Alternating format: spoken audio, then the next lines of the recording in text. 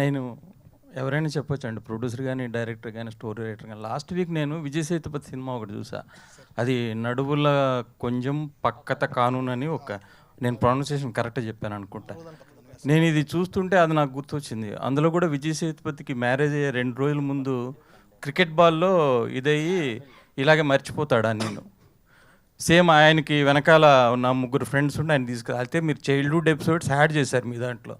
కానీ నాకు ఇది చూస్తున్నంతసేపు విజయ్ సేతుపతి సినిమానే గుర్తుకొచ్చింది. అంటే ఏంటి, స్ఫూర్తా లేదంటే దాని నుండి ఏమైనా తీసుకున్నారా?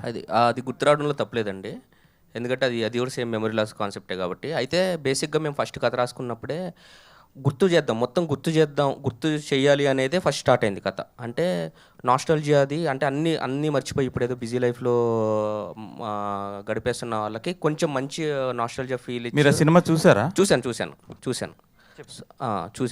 సో మంచి ఫీల్ ఉండి అది చేయాలి అనుకున్న తర్వాత అప్పుడు మర్చిపోయినోడిని మెమరల్స్ పేషెంట్ని పెట్టే చేస్తే బాగుంటుంది కదా అనిపించింది. లేదంటే నాస్టాలజియా అంటే మోస్ట్లీ రీయూనియన్ పెట్టవచ్చు, నార్మల్గా రీయూనియన్ పెట్టవచ్చు, కలిసి గుర్తు చేసుకునేలాగా చేయొచ్చు. 96 అలాంటివి ఆల్రెడీ వచ్చేసినాయి.